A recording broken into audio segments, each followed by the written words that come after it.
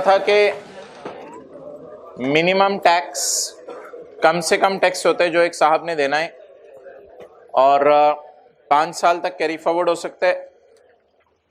फिर आगे हमने ये पढ़ा था कि हर इंडिविजुअल और हर एओपी जिसकी साल की सेल 10 मिलियन से ज़्यादा है उसने ये टैक्स देना है। और आखिर में हमने पढ़ा था कि हर रेजिडेंट कंपनी ने भी ये टैक्स देना है। रेजिडेंट कंपनी के लिए शर्त नहीं है कि सेल 10 मिलियन से ज़्यादा हो। रेजिडेंट कंपनी की सेल बेशक 1 मिलियन भी हो, resident company is suppose to pay this tax. Company का न्यूमेरिकल आपको नहीं कराया था बिकॉज इंडिविजुअल और एओपी का न्यूमेरिकल ही आपको आ सकता है। ओके, अब टर्नओवर की डेफिनेशन पढ़नी है जी।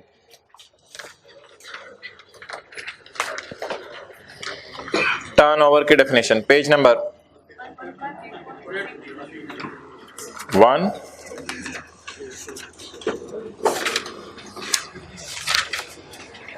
Section 113.3 turnover.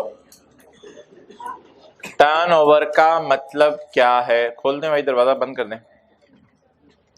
टर्नओवर का मतलब क्या है? एग्जाम्पल 1 पढ़े नीचे। एक शॉपकीपर है, उसकी सेल है 9500, जगह बना दें लास्ट रो में। एक शॉपकीपर है, उसकी सेल है 9500 और इस पे सेल्स टैक्स बनता है 1615। सेल्स टैक्स का रेट है 17%। बता दें सेल्स टैक्स डाल के इसकी सेल कितनी है? 11 मिलियन, 11.11। जहन में क्या सवाल आ रहा है कि सेल्स टैक्स डाल के जो सेल है वो 10 मिलियन से ज्यादा होनी चाहिए या सेल्स टैक्स के बगैर जो सेल है वो 10 मिलियन से होनी चाहिए? तो मेरे भाई अब मैं रूल बताऊंगा, मैं बताऊंगा। जो सेल्स टैक्स के अलावा वाली सेल है वो 10 मिलियन से ऊपर होनी चाहिए। इसकी सेल्स टैक्स के अलावा वाली सेल 10 मिलियन से ऊपर नहीं है, इसलिए इस दुकानदार लकी है, इस पे ये सेक्शन नहीं लगता। इस पे सेक्शन नहीं। नीचे क्या लिखा हुआ है? Section 113 does not apply. अच्छा, अब क्या टिक करेंगे? 9500 को टिक करेंगे या नीचे 1111 को टिक करेंगे? What is the deciding criteria? Sales tax exclude करना है, इंक्लूड करना है? एक्सक्लूड। नेक्स्ट एग्जाम्पल 2, एग्जाम्पल्स पहले कर लें। एक शॉपकीपर है, उसने सेल्स की 11 मिलियन की और 11 मिलियन की सेल पे उसने ट्रेड डिस्काउंट दिया 2 मिलियन का। ट्रेड डिस्काउंट होता है बल्क क्वांटिटी पे आपको डिस्काउंट मिल गया। तो मेरे भाई किताब की तरफ देख लो तो अच्छा है। तो बल्क क्वांटिटी डिस्काउंट 2 मिलियन। आप बता दें नेट सेल कितनी है इसकी? अब अगेन ये बॉर्डर पे खड़ा है, क्या इसकी सेल 10 मिलियन से ऊपर है या इसकी सेल 10 मिलियन से नीचे है? यानी क्या ये इस सेक्शन लगेगा इस पे या इस सेक्शन नहीं लगेगा? तो जवाब है कि सेल को देखा जाएगा आफ्टर डिस्काउंट, इसलिए 9 मिलियन को टेक करें। क्या वो सेल्स टैक्स मैंने इंटेंशन डाला, इसकी सेल हो सकता है एग्जेम्प्ट हो सेल्स टैक्स से। अच्छा भाई, सेल्स टैक्स का डेटा नहीं दिया हुआ ना, तो 9 मिलियन इसकी सेल है आफ्टर डिस्काउंट। बोलें जी, अगर इसकी सेल आफ्टर डिस्काउंट 9 मिलियन है, what does it mean? Case पे सेक्शन 113, क्योंकि इसकी सेल 10 मिलियन से कम है। अच्छा, शॉपकीपर सी है, वो कहते हैं मेरी सेल तो 9.5 मिलियन है बिजनेस की, लेकिन मैंने ना किसी कंपनी के शेयर खरीदे थे, उस पर मुझे डिविडेंड मिले 3 मिलियन का, तो मेरी सेल और अदर इनकम मिला के 12.5 मिलियन है। मेरे पे बताओ ये सेक्शन लगता है या नहीं लगता? क्यों नहीं लगता? क्योंकि सेल में कौन सी इनकम इग्नोर करनी चाहिए? नहीं, अदर इनकम नहीं, वो इनकम जो फाइनल टैक्स में गिरती है, वो इनकम जो फाइनल, क्योंकि इसके लिए आपको पता है अलग रेट है 15%, तो डिविडेंड का रेट ही अलग है। आप बताते हैं इस दुकानदार पे ये सेक्शन लगेगा नहीं लगेगा? नहीं लगेगा, क्योंकि इसकी सेल भी 10 मिलियन से कम है। चलें जी, अब टर्नओवर की डेफिनेशन पढ़ लें। Turnover means the gross receipts from sale of goods excluding sales tax. Sales tax भी इग्नोर करना है, एक्सक्लूडिंग फेडरल एक्साइज ड्यूटी छोड़े, वो सेल्स टैक्स की तरह की कोई चीज है, आपके सिलेबस में नहीं है, डेफिनेशन क्या तक याद कर लीजिएगा। Excluding any trade discount, trade discount भी माइनस करके। लेकिन ट्रेड डिस्काउंट कौन सा होना चाहिए? बिल पे शो होना चाहिए कि डिस्काउंट मिला है, बिल पे लिखा हो कि डिस्काउंट मिला है। और अगर बिल पे नहीं लिखा तो फिर जो है वो सेल आपकी नीचे वाले मिसाल में आई एग्जांपल 2 में फिर 11 मिलियन ही होगी, फिर आपको टैक्स देना पड़ेगा। लेकिन बिल पे लिख देंगे तो बेनिफिट ये मिलेगा कि आपके ऊपर ये सेक्शन नहीं लगेगा, क्योंकि आपकी सेल 11 माइनस 2 एग्जांपल 2 में 9 मिलियन है। Okay, next. जी भाई, सेल में क्या क्या नहीं होना चाहिए? सेल्स टैक्स नहीं होना चाहिए, फेडरल एक्साइज ड्यूटी नहीं होनी चाहिए और ट्रेड डिस्काउंट नहीं होना चाहिए। Okay, gross receipt from income falling under final tax will not be considered. Taken into account का मतलब कंसिडर्ड। इसका मतलब बता दे, gross receipt from income under final tax will not be considered. ये कौन सी इनकम है भाई? डिविडेंड को भी कंसिडर नहीं किया जाएगा, डिविडेंड को भी कंसिडर नहीं किया जाएगा। क्यों? क्योंकि उस पे टैक्स कौन सा है? ओके, तो डिविडेंड के आगे आपने लिखा एग्जांपल 3।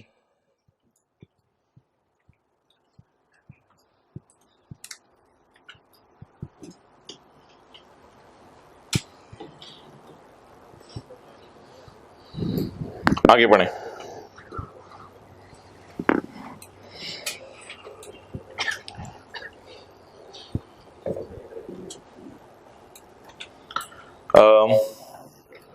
पॉइंट नंबर बी को छोड़े, नीचे आए एग्जांपल 4 में। Rise college has provide the following details. Revenue, student से रेवेन्यू आया, फीस आई स्टूडेंट से कितनी? 9.5 मिलियन। अदर इनकम, डिविडेंड कितनी? जी भाई, राइज कॉलेज पे सेक्शन लगेगा? क्यों नहीं लगेगा? अच्छा, ये जब मैं आपको एग्जांपल 3 करा दी तो एग्जांपल 4 कराने का क्या फायदा था? इसलिए कि एग्जांपल 3 ट्रेडर के लिए, दुकानदार के लिए, और एग्जांपल 4 सर्विस प्रोवाइडर के लिए है, बस ये फर्क था। और एग्जांपल 3 4 सेम है। पढ़ें जी पॉइंट 3 का B. Gross fees for rendering services except falling under final tax. जी जरा एग्जांपल 4 में आए, बताएं टोटल राइस को कितने ग्रॉस पैसे आए खर्चे माइनस करने से पहले? 12.5। लेकिन इसमें एक्सक्लूड क्या करना है? डिविडेंड। अगर डिविडेंड एक्सक्लूड कर दिया तो बताएं पीछे सेल बची कितनी? क्या 9.5 10 से कम है? इसलिए इस पे भी ये सेक्शन नहीं लगना। Rice will not calculate minimum tax, क्योंकि इसकी साल की सेल 10 मिलियन से कम है। अच्छा, ए के ऊपर लिखें ट्रेडर, बी के ऊपर लिखें service provider. 3A trader, 3B service provider. 3C के ऊपर लिखें बिल्डर, बिल्डिंग्स बनाने वाले, बिल्डर्स, बॉडी बिल्डर्स नहीं, बिल्डर्स। बिल्डर्स क्या करते हैं? ब्रैकेट में लिखें they do both sale of good and rendering of service. They do both sale of goods and rendering of service. वो दोनों काम करते हैं। अच्छा भाई, बिल्डर्स के लिए ये रूल है कि बिल्डर्स जो है वो sale of good rendering of service दोनों करते हैं। अब फर्ज करें इन्होंने मकान बना के दिए 9 मिलियन के, किसी बिल्डर ने 9 मिलियन के मकान बना के दिए। अभी वेट करो, आखिरी रो में बैठो। इन्होंने मकान बना के दिए 9 मिलियन के और इनको डिविडेंड आया 2 मिलियन। जी भाई, इन पे सेक्शन 113 लगेगा नहीं लगेगा? 9 जमा 2 तो 11 बन रहे, सेक्शन 113 लगेगा नहीं लगेगा? इसकी एग्जांपल कोई नहीं है नीचे, नहीं लगेगा। क्यों नहीं लगेगा? क्योंकि डिविडेंड हर बंदे के लिए इग्नोर करना है, डिविडेंड पे ये सेक्शन लगता ही नहीं। The gross receipt from execution of execution of contract का मतलब मैंने आपको अदर सोर्स के चैप्टर में बताया था। एग्जीक्यूशन ऑफ कॉन्ट्रैक्ट का मतलब है एक ही वक्त में चीजें भी बेच रहे हो और एक ही वक्त में सर्विसेज भी दे रहे हो। अगर सिर्फ चीजें बेच रहे हैं तो ए पॉइंट है, अगर सिर्फ सर्विसेज दे रहे हैं तो बी पॉइंट है, अगर चीजें भी बेच रहे हैं और सर्विसेज भी दे रहे हैं तो सी पॉइंट है।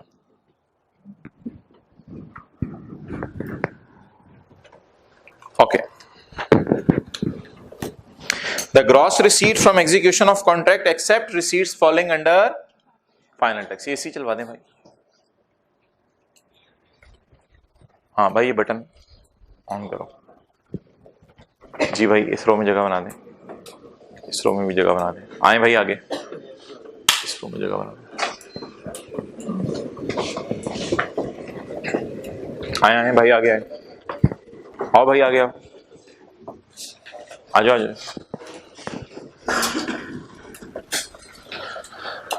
जी। अभी तक हमने 113 का 3 पढ़ा है, अभी तक हमने सिर्फ 113 का 3 पढ़ा है। Point D, point D numerically आपको आना नहीं है, लेकिन फिर भी चलें कर लेते हैं।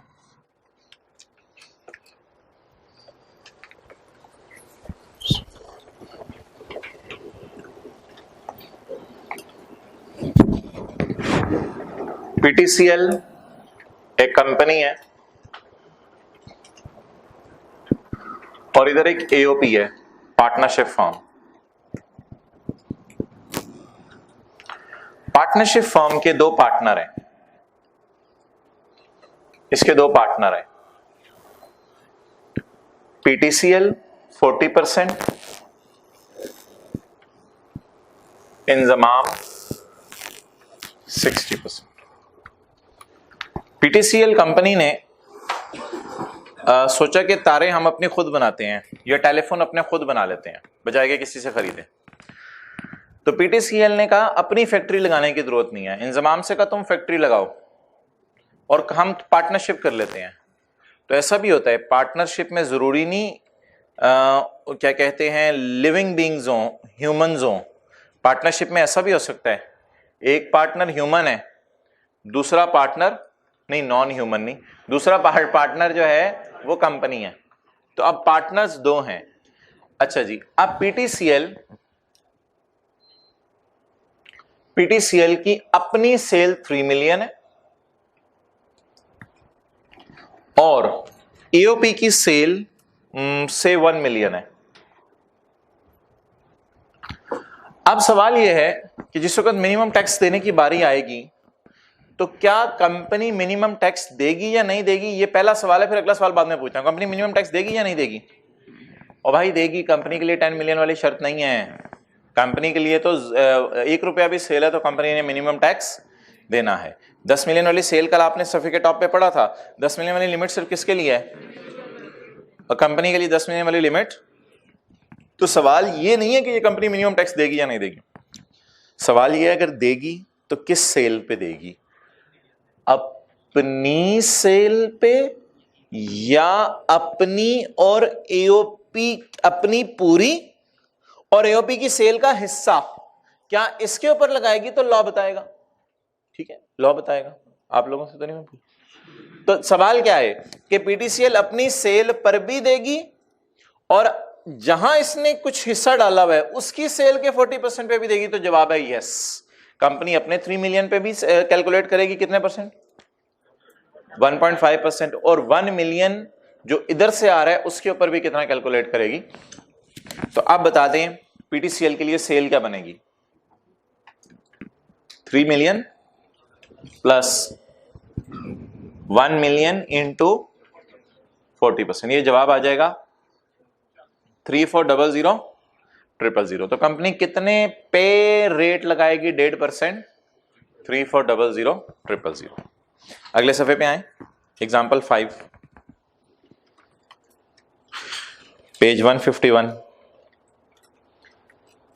कंपनी की जगह लिख सकते हैं आप PTCL company has following details जी। सेल के आगे लिखें सेल ऑफ पीटीसीएल जी, पीटीसीएल की अपनी बताएं, this company is also a partner in a and has purchase 40% capital of, बाकी 60 किसके पास है, हमारे सवाल ने नहीं बताया। Sales of partnership firm is 1 million. Calculate minimum tax, company कैसे मिनिमम टैक्स देगी, sale 3 million plus 1 million into 40%, 3 इस पे 1.5% लगाएगी। तो what are the basis of calculation, कि अपनी सेल पे भी दो और जिस फर्म के आपने शेयर खरीदे हैं उस पे भी दो, लेकिन न्यूमेरिकली ये पेपर में नहीं आ सकता, नहीं आ सकता और नहीं आएगा। ओके, 3 का डी। आप बता दें शेयर फ्रॉम एओपी ऐड करना है या इग्नोर करना है। द कंपनीज शेयर, क्या लिखा हुआ है पॉइंट डी में, वापस आ जाए लॉ में। The companies share of above amounts, of above amount का मतलब है of sale, above amount sale ही है ना। The companies share of sale received as share from AOP, AOP से प्रॉफिट के तौर पे जो हिस्सा मिला वो भी ऐड करेंगे। अबव अमाउंट्स का क्या मतलब है, अबव अमाउंट्स का मतलब है अगर एओपी ट्रेडर है तो सेल का, अगर एओपी ट्रेडर नहीं है सर्विस प्रोवाइडर है तो सेल की जगह रेवेन्यू का, जो भी काम हो रहा हो उसका, अबव अमाउंट्स का ये मतलब है जी। सेक्शन 113 पे लिख लें, आपने घर से ही करके आने हैं आज। पास पेपर में एक सवाल आया हुआ है, क्वेश्चन में मैं बताता हूं, आपने लिखना है। क्वेश्चन 39 आप हजरात ने करके आना है और मुझे याद करा दीजिएगा, अगर इशू आया तो कल डिस्कस करेंगे। और ये आपके साथ वाले ने आपको मैसेज करके याद कराने के ये सवाल करना है घर में, ये याद नहीं रहना आपको।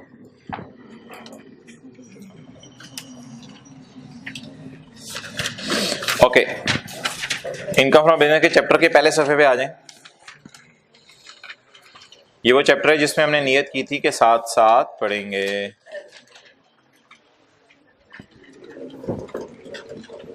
अभी भी टाइम है। सेल्स टैक्स क्या कहते हैं, कितने नंबर का सेल्स टैक्स में से 25 से 30 नंबर का सवाल आता है, वो भी हमने पढ़ना है। पहले 3 चैप्टर में से 10 से 12 नंबर का सवाल आता है, तो यहाँ से 45 हो गए। बाकी हमने अभी लॉसेस पढ़ना है, असेसमेंट अपील्स पढ़ना है, अभी जितना हमने पढ़ना है उससे भी 50 नंबर का सवाल आना है। तो इसलिए अभी भी टाइम है, अगर अभी भी सीधे हो जाएं और ये जितना पास्ट में हमने पढ़ लिया उसमें आपकी सुस्ती है और उसमें आप जो है वो अगर 20-25 नंबर लेते हैं तो अगले 50 अभी आपके पास महफूज हैं। अभी भी पानी सर से नहीं गुजरा, अभी पानी सिर्फ जो है वो गोडों तक आया है। पढ़ें जी। Section 18, income from business, income from business. मैं जरा नजर मार रहा हूं चैप्टर में क्या क्या पढ़ा था। डिडक्शन, ये वाला पेज,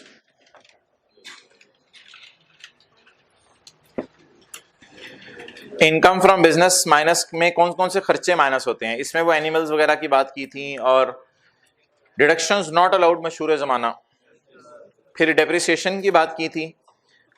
अगर कुछ कुछ याद आ रहा है इसका मतलब है आपने कुछ पढ़ा हुआ है। इनिशियल अलाउंस पता है क्या होता है, फर्स्ट ईयर अलाउंस पता है क्या होता है, प्लीज बोलना नहीं। इंटेंजिबल्स आपको पता है क्या होता है, इंटेंजिबल की लाइफ ना पता हो 25 साल एज्यूम कर लेते हैं। प्री कमेंसमेंट एक्सपेंडिचर को 5 साल पे स्ट्रेट लाइन बेस पे अमोर्टाइज करते हैं। साइंटिफिक रिसर्च एक्सपेंडिचर पाकिस्तान में हो तो माइनस करने की इजाजत है। एम्प्लॉय ट्रेनिंग एंड फैसिलिटीज कुछ शराइत के साथ माइनस करने की इजाजत है। बैड डेट में बैड डेट भी पढ़ा था, बैड डेट रिकवरी भी पढ़ी थी। और मेथड ऑफ अकाउंटिंग में कैश बेसिस अकाउंटिंग और नीचे एक्रूअल बेसिस अकाउंटिंग पढ़े थे। स्टॉक इन ट्रेड में FIFO वेटेड एवरेज भी पढ़ा था और एब्जॉर्प्शन और मार्जिनल कॉस्ट भी पढ़ा था। ये सेक्शन 28 है ना, ये डिडक्शंस अलाउड की मिसालें हैं, ये डिडक्शंस अलाउड की मिसालें हैं। इसमें इंटरेस्ट ऑन लोन था, लीज का किराया था, ये खर्चे माइनस करने की इजाजत है। और ये सेक्शन 75 से 77 है ना, इसके साथ आप एक जो है वो बना के डब्बा सा, ये इस चैप्टर के नहीं है। सेक्शन 75 से सेक्शन 77 ये इस चैप्टर के नहीं है। क्यों? नंबर देख लें शक, ऊपर देखें नंबर 18, 19, 20, 21, 22, 23, 24, 25, 26, 35 तक पहुंचे हम। तो ये सारे बिजनेस के चैप्टर के थे। ये जो सेक्शन 75, 76, 77 है, ये चैप्टर 4 के हैं असल में। चैप्टर 4 में अभी इतनी बेस नहीं बनी होती इसलिए ये सेक्शन नहीं करवाए थे, ये चैप्टर 4 के हैं। चैप्टर 4 जो हमारा बेसिक्स का है ना, these our basics of income tax. और चैप्टर 4 में एक सेक्शन था 74 टैक्स ईयर, एग्जैक्ट लॉ में टैक्स ईयर के बाद ये सेक्शन है 75, 76, 77। और ये सेक्शन सिर्फ कॉस्ट और कंसिडरेशन की गाइडेंस बिजनेस के लिए नहीं देते, ये पूरे लॉ के लिए है। अगर आप शेयर्स खरीद के कॉस्ट मालूम करना चाहें तो यही सेक्शन लगेगा, अगर आप शेयर बेच के कंसिडरेशन रिसीव करें तो यही सेक्शन लगेगा। Consideration received shall be higher of actual और fair market value whichever is higher, ये गाइडेंस दी हुई थी। अगर शेयर चोरी हो जाए तो चोरी के केस में हमने पढ़ा था कंपनसेशन रिसीव्ड और इंडेमनिटी और डैमेजेस, ये बात हमने पढ़ी थी, ठीक है। तो वो सारे रूल जो सेक्शन 75 से 77 तक हैं वो सारे एप्लीकेबल हैं कैपिटल एसेट्स के लिए भी और बिजनेस एसेट्स के लिए भी, सारे एसेट्स के लिए ये रूल एप्लीकेबल हैं, क्योंकि ये इस चैप्टर के सेक्शन हैं ही नहीं, लेकिन आईकैप अक्सर बिजनेस में ही टेस्ट करता है, इसलिए इनको बिजनेस में ही डाल दिया। ओके, नेक्स्ट सेक्शन 113, ये तो बिजनेस से ही रिलेट करता था। निकालें जी अगला chapter.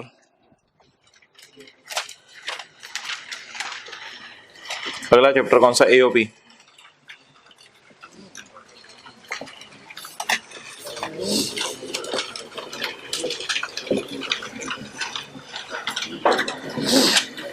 Page number 232।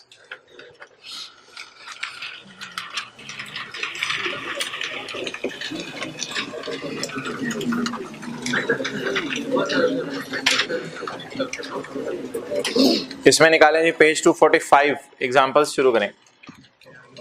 Page 245 example 1 take करें। Page 245 example 1, question number 1, page 245। AOP के न्यूमेरिकल्स में आम तौर पे हमें 3 न्यूमेरिकल सॉल्व करने हुआ करेंगे। ए के न्यूमेरिकल में 3, एक एओपी का टैक्स निकालेंगे और अगर उसके 2 पार्टनर हैं ए और बी तो ए और बी का अलग टैक्स निकालेंगे। सिमिलरली अगर एक एओपी कहती है मेरे तो 3 पार्टनर हैं, जरदारी ने भी पैसे डाले हुए हैं, नवाज शरीफ ने भी पैसे डाले हुए हैं और शेख रशीद भाई ने भी पैसे डाले हुए हैं, तीनों ने पार्टनरशिप फर्म में पैसे डाले हुए हैं, तो फिर 4 न्यूमेरिकल सॉल्व होंगे। एओपी का न्यूमेरिकल अलग सॉल्व होगा और 3 इंडिविजुअल्स के न्यूमेरिकल अलग सॉल्व होंगे। तो अक्सर आई कैप में जो सवाल आता है वो सबका इकट्ठा आता है और बड़ा सिंपल सा सवाल होता है, उसमें कोई परेशानी वाली बात नहीं। Question number 1, mister A and B are sharing profits as the ratio of 2:3 in a shop run by them. जिस शॉप के साथ अक्सर भागते भी हैं ये, उस शॉप के 2:3 प्रॉफिट्स ये शेयर कर रहे हैं। Taxable income of AOP is 6 lakh, ये पहला पर्सन है एओपी, उसका डाटा आपको दे रहे हैं। एओपी की इनकम 6 लाख है। आगे मिस्टर ए और बी की बातें शुरू करने लगे। ए और B also provided the following details which do not relate to shop run by them, जो कि जिनका शॉप से कोई ताल्लुक नहीं है। वो कौन सी चीजें हैं? ए की अपनी इनकम्स हैं, बी की अपनी इनकम्स हैं, ए बिजनेस कमा रहा है। ये बिजनेस कौन सा होगा? ये बिजनेस एओपी वाला होगा या कोई और होगा? कोई और होगा। अच्छा, बी कौन सी इनकम कमा रहा है? Other source. इस हफ्ते में 6 दिन है, 6 में से तकरीबन 4 दिन हमने न्यूमेरिकल करने हैं। अच्छा जी, बी कौन सी इनकम कमा रहा है? Income from other source. A ने ज़कात दी, बी कहता है मैं भी पीछे नहीं रहूंगा, बी ने भी ज़कात दी। Calculate tax liability of mister A and B. A और बी की निकालनी है, लेकिन मैं एओपी की भी निकालूंगा। ओके, एओपी से स्टार्ट करते हैं।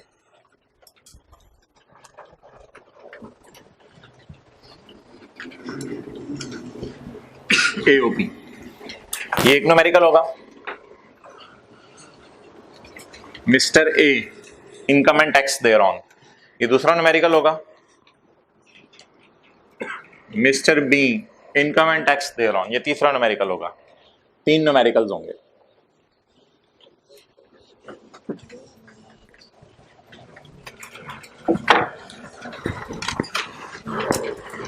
इसके लिए 4 लाइनें काफी हैं, इसके लिए 8 लाइनें, इसके लिए 8 लाइनें। एओपी के लिए 4 लाइनें काफी हैं। चलें जी, एओपी की इनकम दो लाइनें बल्कि काफी हैं। एओपी की इनकम बोलें, टैक्सेबल इनकम 6 लाख,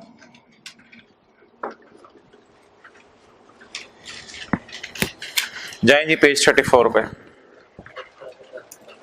जाए, आप दिल से टेस्ट देना है, बड़ा जबरदस्त टेस्ट है जी। जी बताएं बताएं, पेज नंबर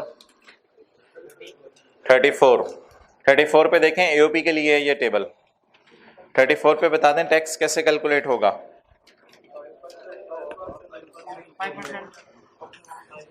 5% ऑफ जी बोले, किसने अपनी इनकम पर टैक्स दे दिया? एओपी ने। एओपी ने, भाई अगली रो में आ जाओ ना मोहतरम। एओपी ने अपनी इनकम पर टैक्स दे दिया जी। भाई को उठा दें, भाई ला और आ गया, ओ माशाल्लाह। अच्छा जी, now we are suppose to calculate the tax of mister A and mister B. Mister A and mister B का टैक्स निकालेंगे जी। ए की तरफ मूव करें। ए ने कौन सी इनकम कमाई है? इनकम फ्रॉम बिजनेस जी। और बस salary, capital gain, other source. ये समझने के लिए लिखा है, लिखना मकसूद नहीं था ना मतलूब था। Total income 5 lakh,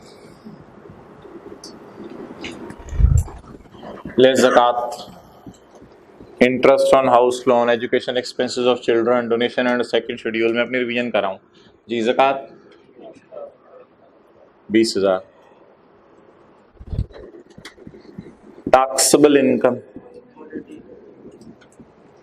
480,000। ओके, जब कोई इंडिविजुअल किसी एओपी का पार्टनर हो तो टैक्सेबल इनकम के नीचे डबल अंडरलाइन नहीं लगानी। जब कोई इंडिविजुअल किसी एओपी का पार्टनर हो तो टैक्सेबल इनकम के नीचे डबल अंडरलाइन नहीं लगानी। यहां तक नोट करें, फिर आगे चलते हैं। एओपी का न्यूमेरिकल खत्म हो गया, ए का शुरू हो गया।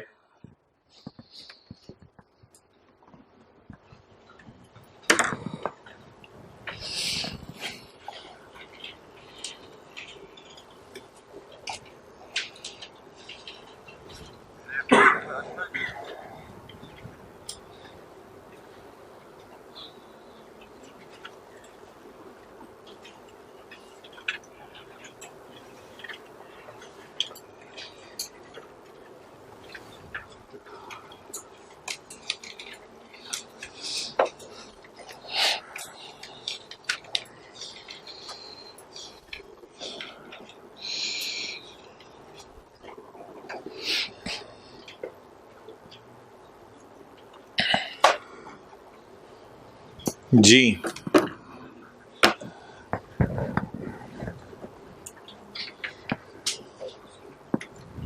क्लियर?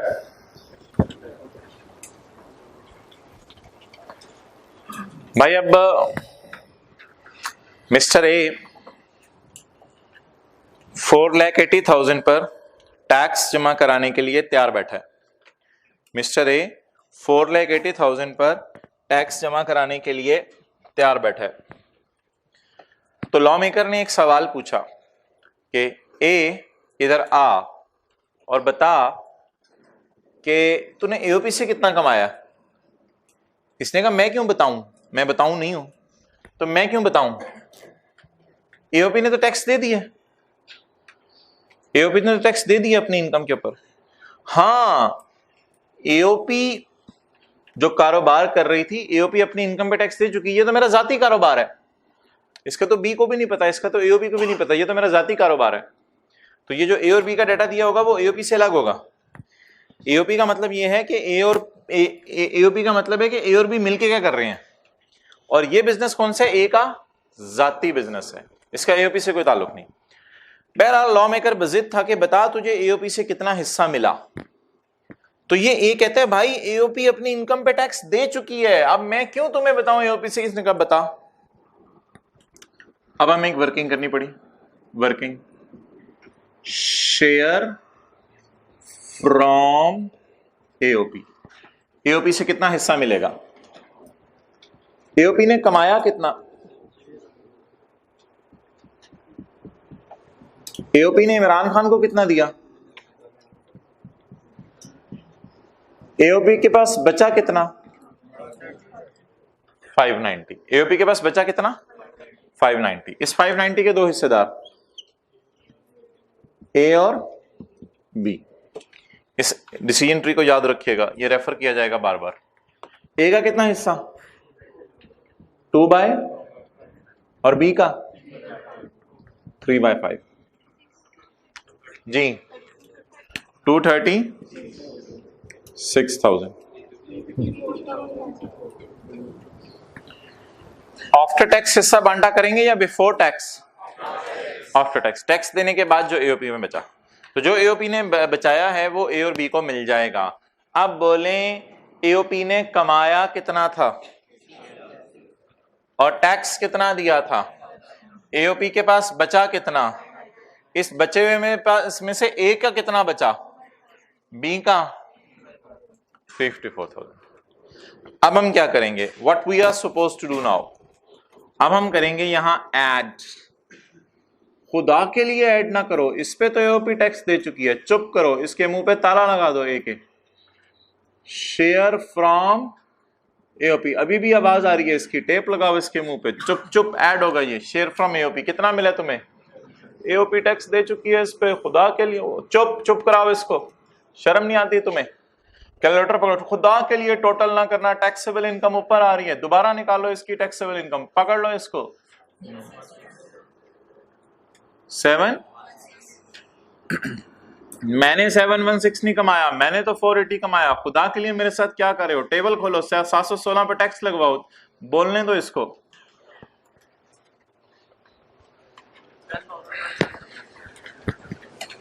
जी पेज 34, सैलरी तो नहीं कमा रहा ना? पेज 34 जी 10,000 प्लस 10% ऑफ 1,00,000 कितना आया? 216,000।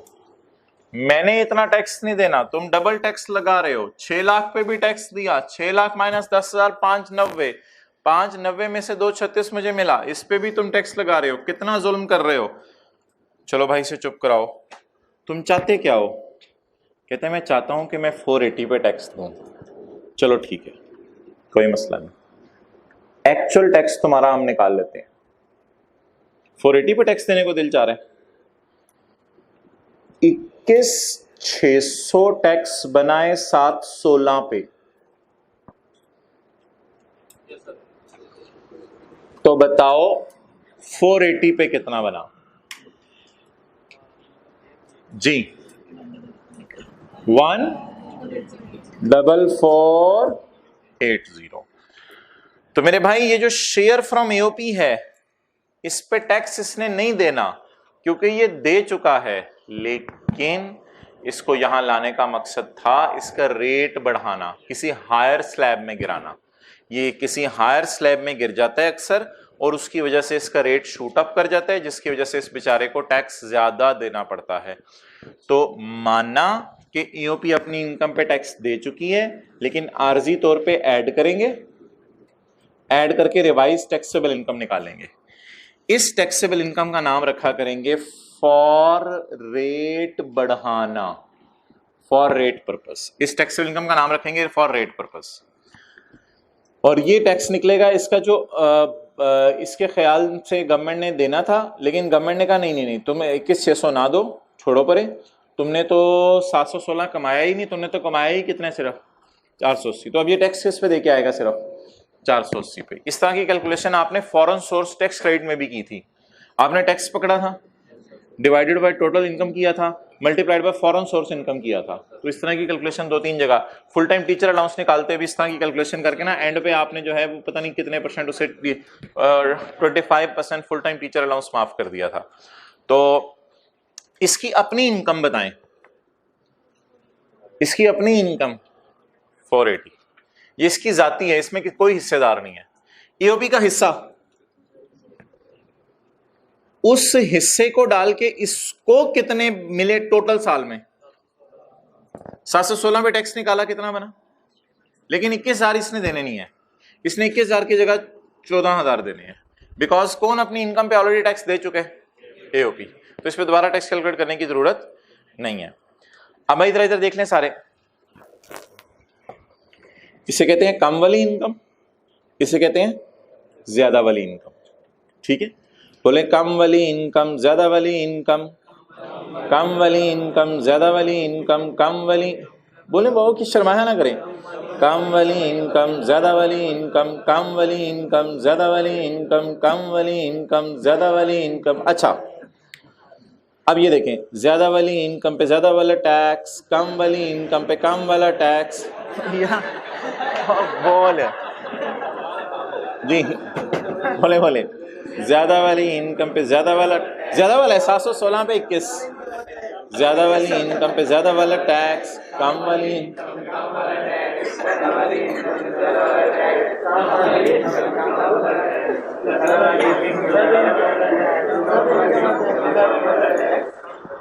मिस्टर बी का टैक्स कैलकुलेट कर लें, मिस्टर बी का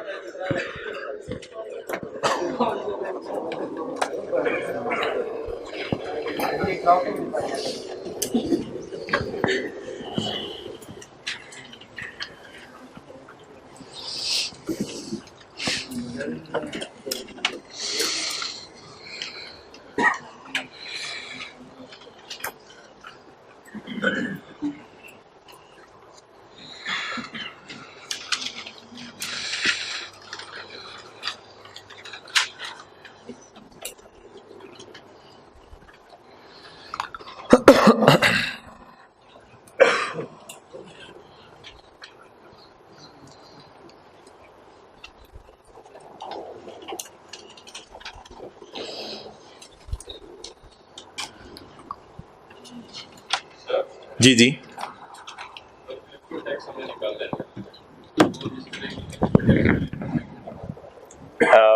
उसकी एक्चुअल टैक्सेबल इनकम पे निकाला है, ये इसकी एक्चुअल टैक्सेबल इनकम है 480, इसी पे निकाला है, ये देखो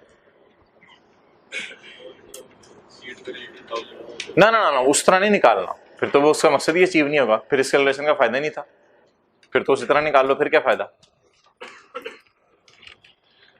प्रोपोर्शनेट करके निकालना है ताकि हाई रेट पे टैक्स लगे।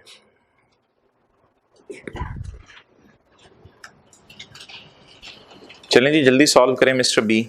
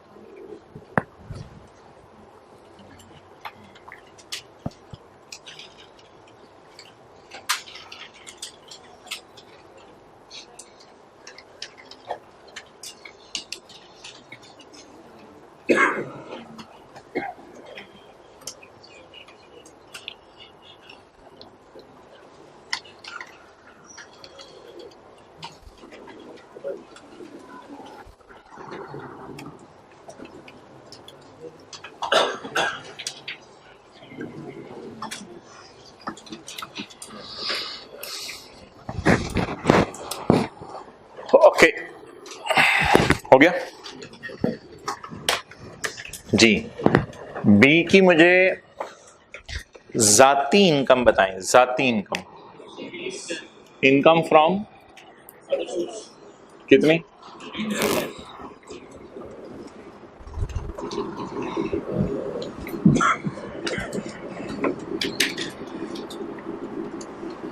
जी,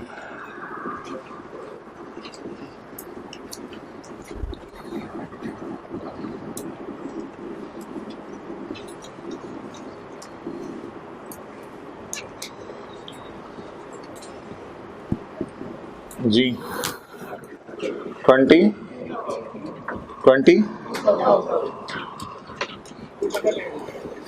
288। जी भाई, डबल अंडरलाइन नहीं लगानी, टैक्सेबल इनकम को क्लोज नहीं करना।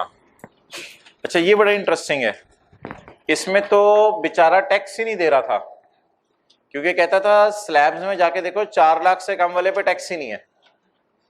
लेकिन ये भी मारा जाएगा क्योंकि ये एओपी का पार्टनर है, इसका तो टैक्स बनता ही नहीं था, किसी भी सूरत में नहीं बनता था, लेकिन इस पे भी ये जुल्म होगा। ऐड, चुप कर जाओ भी, देखो तुम्हारे साथ होता क्या है। शेयर फ्रॉम एओपी,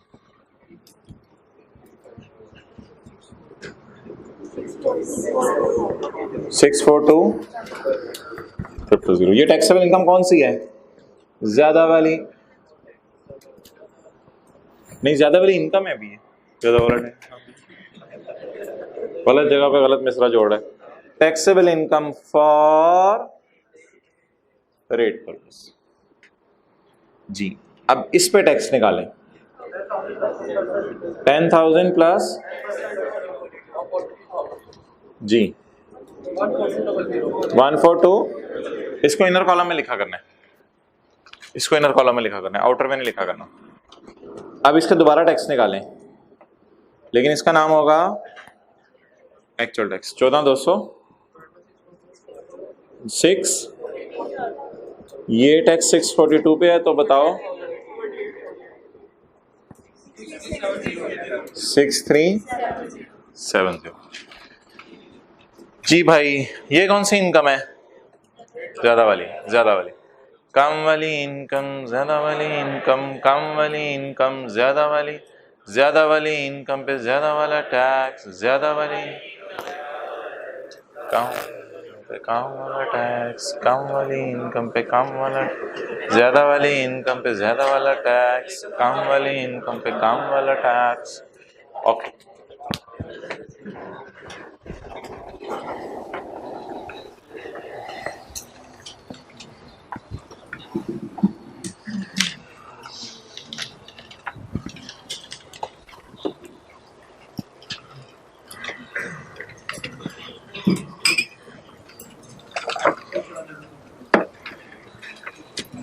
चलें जी, आ जाएं, अब थ्योरी शुरू करें। पेज 232।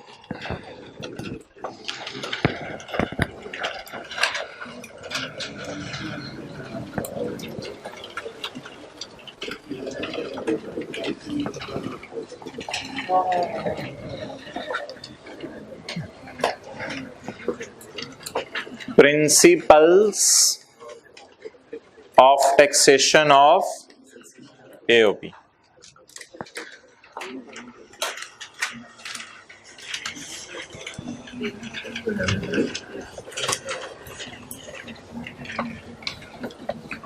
सेक्शन 92 का 1, इधर आ जाए सारे। प्रिंसिपल्स ऑफ टैक्सेशन ऑफ या individuals, AOP. Principles of taxation of AOP. पहले एओपी के रूल पढ़े टैक्स लगाने के।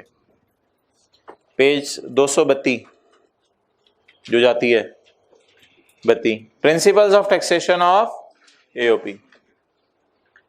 एन एओपी होगी बात। चलो अब आ जाओ पेज 232 के टॉप पे। अच्छा, पेज मिसिंग है किताब में? ओके, ओहो, सेक्शन 92 का 1। कोई नहीं, हौसला रखो, हिम्मत करो। An AOP shall be liable to pay tax. Okay, AOP tax पे करेगी सेपरेटली फ्रॉम द मेंबर्स।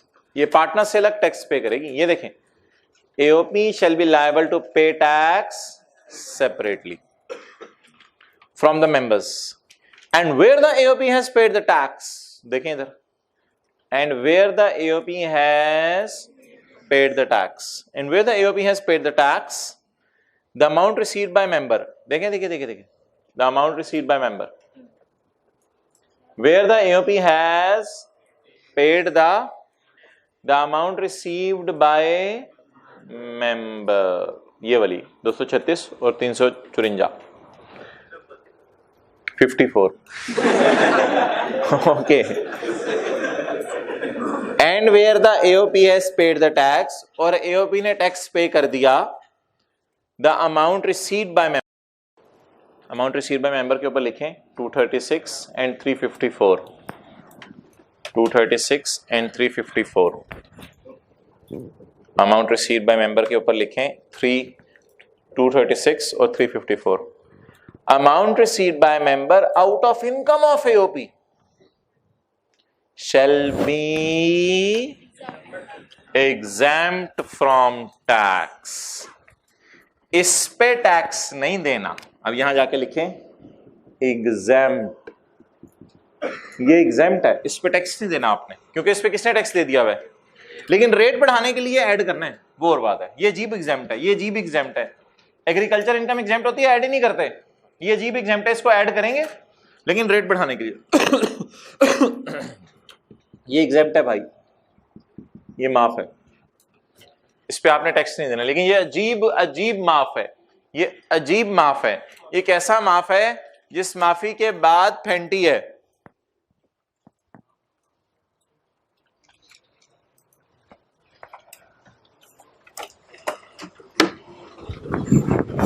भाई मोहतरम बना के वो भी डालाएं, बना दें वो भी आगे, जाएं जाएं जाएं जाएं, ओके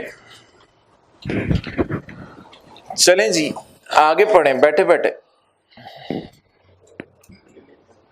कौन सा है भाई सेक्शन 92 का 1, ये जो दो लाइनें ना नीचे वाली, ये भी मैं नहीं पढ़ा, थोड़ी देर में पढ़ता हूं, थोड़ी देर वेट करें, हाँ नीचे आ जाएं, section 88, man for you 88, section 88, an individual as a member of AOP, देखें an individual as a member of AOP, अब इनकी बातें होने लगी हैं।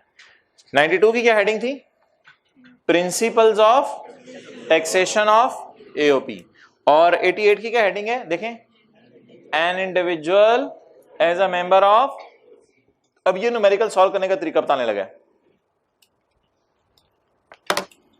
इसमें एक फॉर्मूला दे रहा है,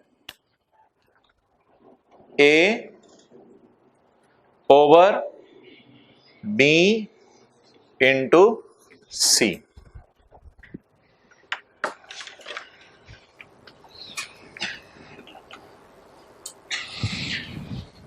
जी इसका नाम सुनिएगा एक्चुअल टैक्सेबल इनकम, बोले 28 सी 642 बी, यही किया ना, ए बी सी किया, डी निकल आया कम वाला, इसका नाम बोले एक्चुअल टैक्सेबल इनकम, इसका जरा मुश्किल सा नाम सुनिएगा, taxable income assuming share from AOPs chargeable, थोड़ी देर के लिए एज्यूम कर लो चार्जेबल है, हालांकि ऊपर क्या पढ़ा हो एग्जैम्प्ट है, इसका नाम बोले, इसका नाम taxable income assuming share from AOP is chargeable,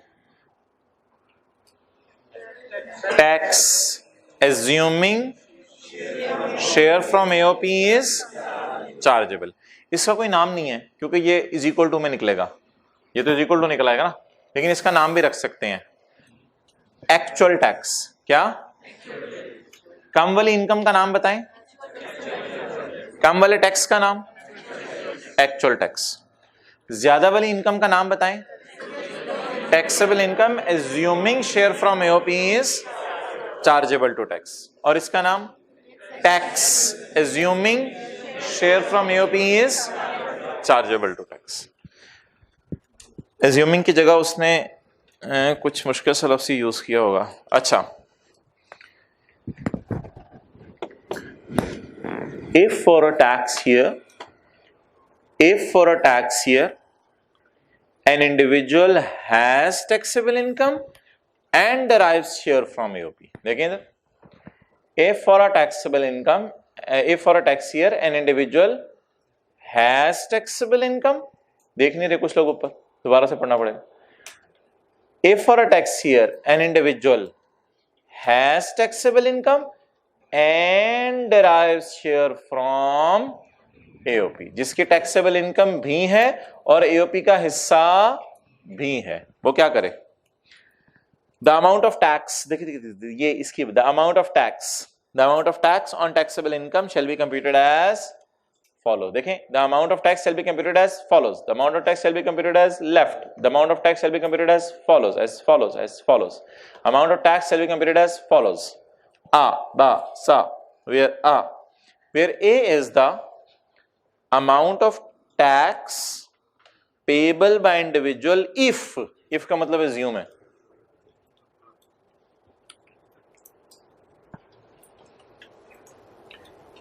A is the amount of tax by individual if amount derived from AOP as a share is, assume कर लो AOP के शेयर वाली अमाउंट क्या है? Chargeable to tax. ये A आ गया। B is the taxable income, कौन सी वाली? इफ का क्या मतलब है? एज्यूम करो amount derived from AOP as a share क्यों बोल रहा है? परसेंटेज लगी है ना, 2/5 की वरना। Amount derived from AOP as a share is, and C is the individual's actual taxable income, कम वाली इनकम, ये कम वाली है सी।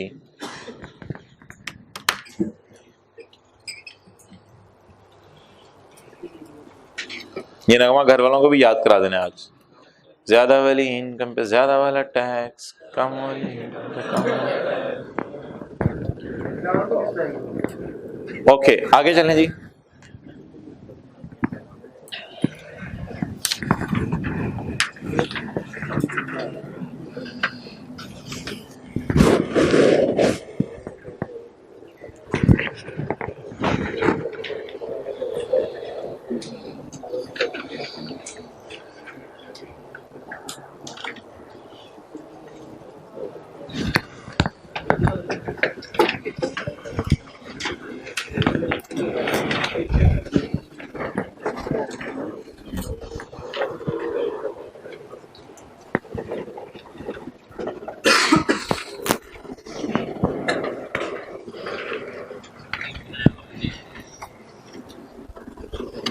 जी,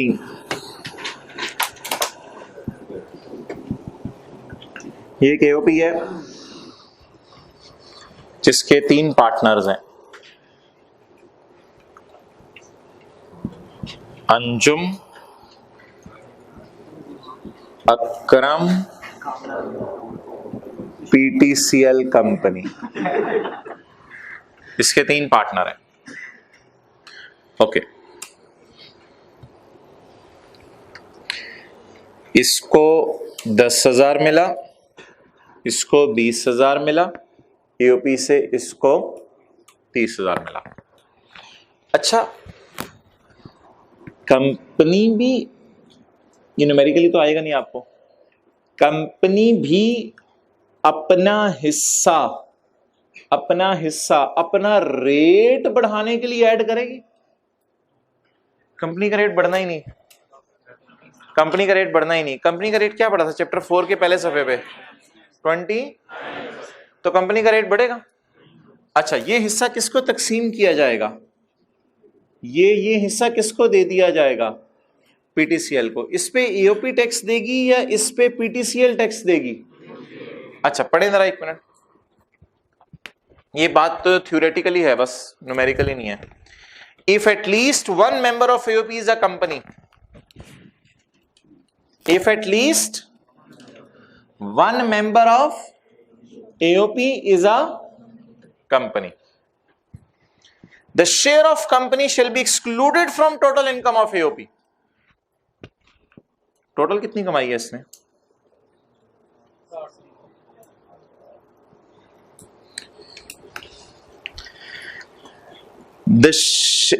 the share of company, share of company कितने?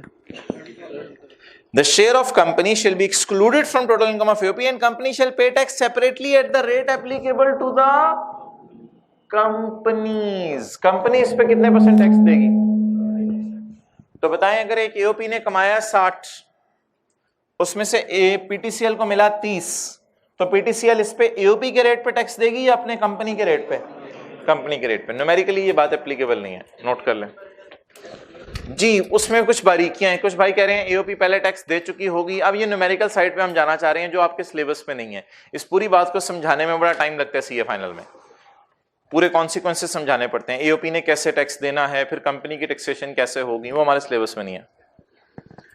तो बस सिंपल बात क्या याद रखें, अगर एक कंपनी एओपी में क्या है, पार्टनर, तो कंपनी अपने हिस्से पे खुद टैक्स देगी या एओपी उस पे टैक्स देगी? खुद टैक्स देगी। कितने परसेंट पे? जो रेट कंपनीज के लिए।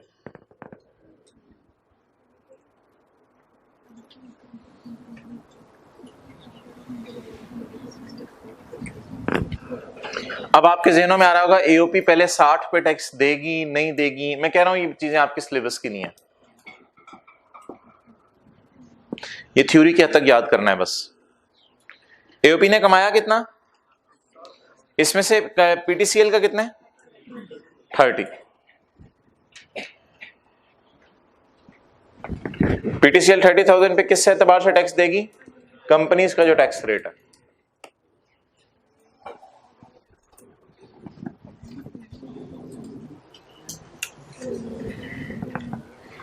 पढ़ें, if at least one member of AOP is a company, the hissa of company shall be excluded from the total income of AOP and the company shall pay tax separately at the rate applicable to the companies. Okay.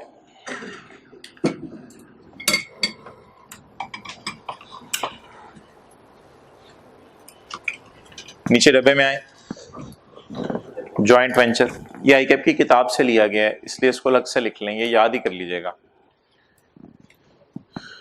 ये law का हिस्सा नहीं है but आईकैप की किताब में दिया हुआ है। Joint venture, joint venture is also considered as an AOP and its taxation is similar as of AOP. Joint venture होता है कुछ अरसे के लिए आप मिलकर कारोबार करते हैं फिर उसे खत्म भी कर देते हैं। एओपी तो रनिंग चलता ही रहता है ना। चेंज इन कॉन्स्टिट्यूशन, अच्छा भाई अगर एक पार्टनर इस साल नया आया है उसे पूरे साल का प्रॉफिट देंगे या जितने महीने रहा? और अगर एक पार्टनर रिटायर हो गया है 1 महीने बाद साल शुरू होने के, उसे पूरे साल का प्रॉफिट देंगे या 1 महीने का? तो टाइम बेसिस पे अपोर्शनमेंट करेंगे अगर पार्टनर आ रहे हो और जा रहे हो। Where there is a change in constitution of AOP, क्या मतलब? फॉर एग्जाम्पल एडमिशन, रिटायरमेंट और change in the profit will be divided to partners on time basis. एक पार्टनर सिर्फ 1 महीने रहा तो उसे प्रॉफिट का 1/12 देंगे। एओपी की रिटर्न कौन जमा कराएगा? ए जमा कराएगा, बी जमा कराएगा, बस दोनों में से कोई भी जमा करा दे। It is with the members on the date firm is required to file a return. जिस दिन रिटर्न जमा कराने की तारीख है उस दिन कौन कौन पार्टनर है? On the date firm is required to file a return. आपको पता है रिटर्न 30 जून की कब जमा कराई जाती है? 30 सितंबर को। तो 30 सितंबर को जो जो पार्टनर है वो जाके जमा कराएगा, उनमें से कोई एक चला जाएगा। जी भाई अगर एओपी का कारोबार बंद हो गया तो ऐसी सूरत के अंदर एओपी का टैक्स कौन देगा? जो पार्टनर थे कारोबार बंद होने के वक्त। It can be recovered from any person who was member at the time of, it can also be recovered from वुरसा in case of a deceased individual. ठीक है, पास पेपर की तरफ मूव करें, ये कल करवाऊंगा, ट्रीटमेंट ऑफ लॉस। अगला सफा, पेज 234, क्वेश्चन नंबर 1, पेज 234।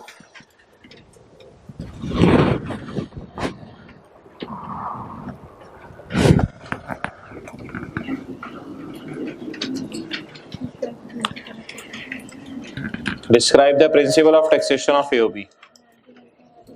बहुत ज्यादा नंबर है, 6, बहुत ज्यादा नंबर है। डब्बे वाला नहीं लिखना, डब्बे वाला स्पेसिफिकली कोई बात पूछे तो लिखना है। Principles of taxation of AOB बोलें जी। 92 का 1, इसमें 4-5 लाइनें हैं, 4 ही लाइनें हैं, बल्कि 4 भी मुश्किल से ही हैं। ये बड़ा पुराना सवाल है, अपनी 6 नंबर का आएगा ये। Principles of taxation of AOB, heading भी यही दी हुई थी ना 92 के 1 की। अच्छा, क्वेश्चन 2 भी सेम है। क्वेश्चन 3 तसल्ली से पढ़ें।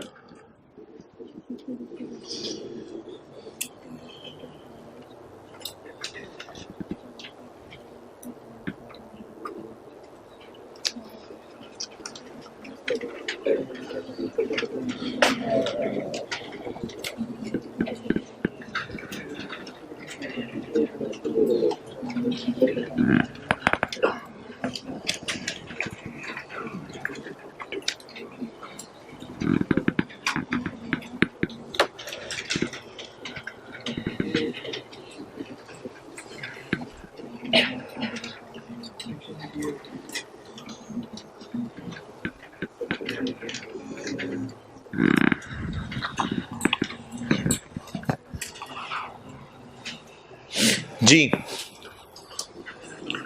मैं क्वेश्चन 3 को कन्वर्ट करके पढ़ा हूं हमारे क्वेश्चन में। Briefly discuss the provisions of income tax ordinance respect of following situation. B received 354,000, B received 354,000 as its share of profit from AOP. He also earns income from other source of 310,000. Also earns income from other source. ये इसकी जाती income है या ये इसकी AOP से income है? अब कैसे पता चला कि ये 2 इनकम्स कमा रहा है? ये खुद भी कुछ कमा रहा है और एओपी से भी हासिल कर रहा है। Also, he also earns. तो पिछला हिस्सा किससे मिला इसको? और ये इसने खुद कमाया है। अब सवाल दोबारा पढ़ते हैं। Briefly discuss the provisions of law. ऐसी सूरत में लॉ क्या कहता है? न्यूमेरिकल तो सॉल्व हो नहीं सकता क्योंकि अदर सोर्स गिवन नहीं है उसकी, ये अमाउंट ही नहीं गिवन, तो ये थ्योरी का सवाल था। जी बता दें आप किसकी बात करना चाह रहा होगा? एओपी की बात करना चाह रहा होगा या फरहान की? फरहान रिसीव्ड 960। जी बोलें। सेक्शन 88, ओके 4 का ये पढ़ें।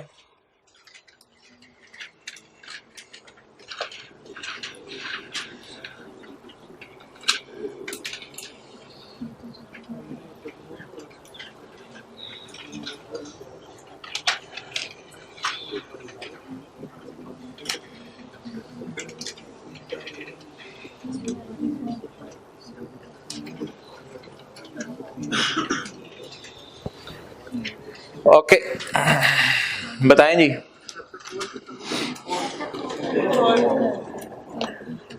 Under the provisions of income tax 2001 state the rules related to residential of AOP. फारे आगे चलें, फुल स्टॉप।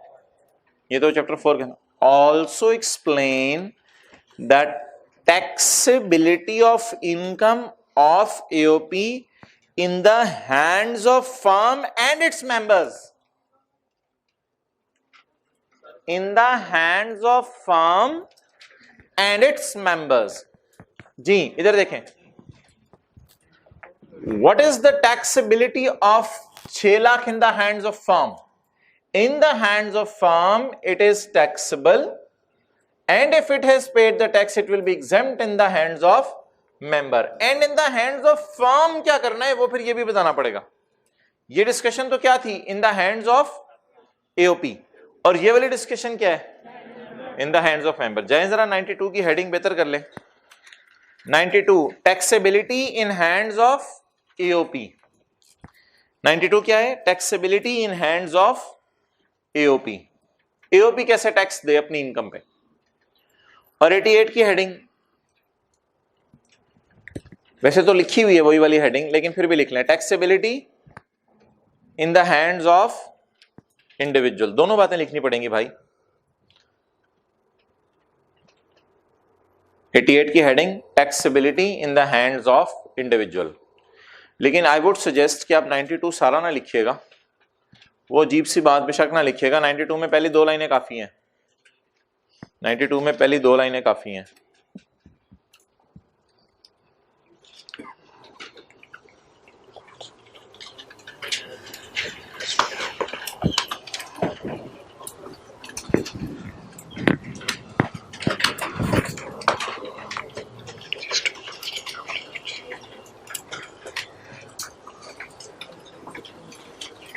ठीक है, ओवर।